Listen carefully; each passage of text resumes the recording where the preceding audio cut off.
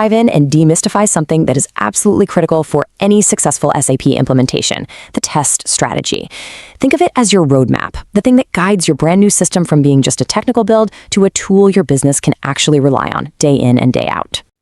So picture this. Your implementation partner has put in the months, they've configured your new SAP S/4HANA cloud system, and in their little lab environment, everything looks perfect.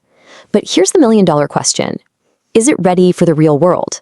Is it ready for your business with your data and your unique ways of doing things?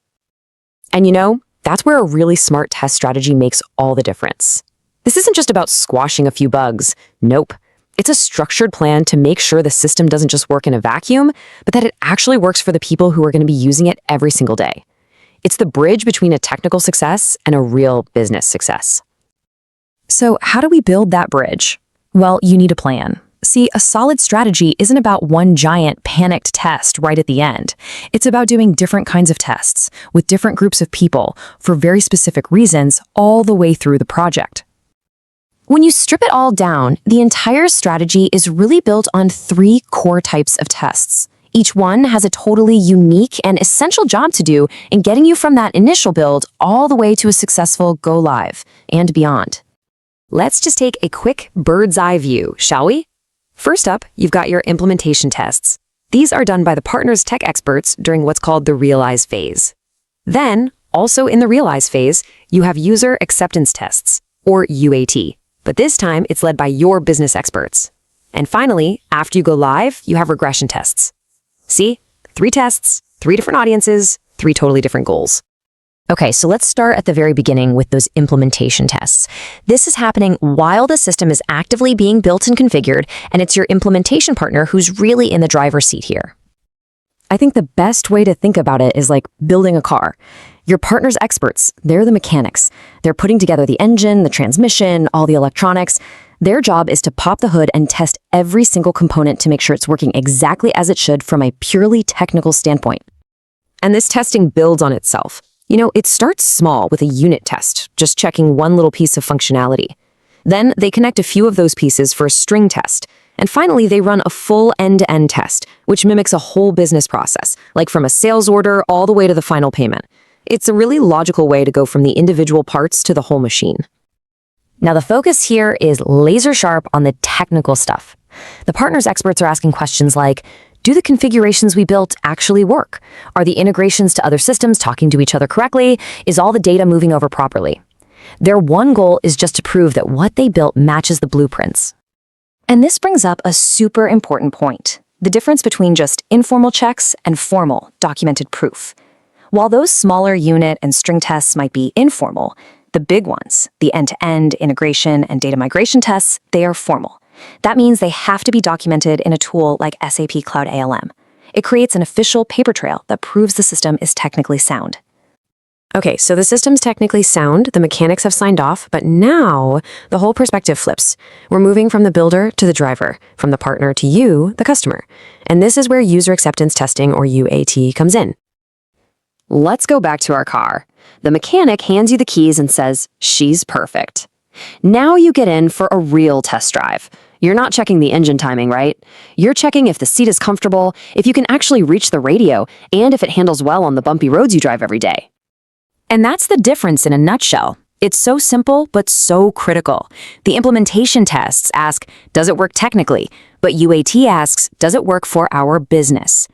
The people doing the testing change from the partner's tech gurus to your own company's business experts, the same folks who were in those early workshops and know exactly what the system needs to do to make their jobs easier. And honestly, I can't stress this enough. UAT is your final quality check before you go live. This is the moment, your last best chance to find and fix any gaps between how the system was built and how your business actually needs to use it. Finding an issue now is so much cheaper and easier to fix than finding it after go live, when it's messing with real operations and, maybe even real customers. But the story doesn't end when you flip the switch at go live. We're in a cloud world now, which means our systems are constantly getting updated. And that brings us to our final type of testing, regression testing. This is all about making sure the system stays stable and strong over time. To finish our car analogy, Your car's running great, you love it. But then, the manufacturer pushes out a mandatory software update overnight. You've got to make sure that update didn't somehow break your Bluetooth connection or mess with the cruise control. That check, that's regression testing. And that's exactly its job in the SAP world. After every single release upgrade from SAP, regression tests are run to make sure the new code didn't accidentally break any of your specific setups or customizations. It's just about making sure that what worked yesterday still works today. Now, you're probably thinking manually retesting the whole system every few months sounds like a nightmare. And you'd be right. That's why automation is no longer a luxury, it's essential. Using tools like Tricentis, which works right inside SAP Cloud ALM, lets you automate these checks. It slashes the manual workload and makes those upgrades smooth and predictable.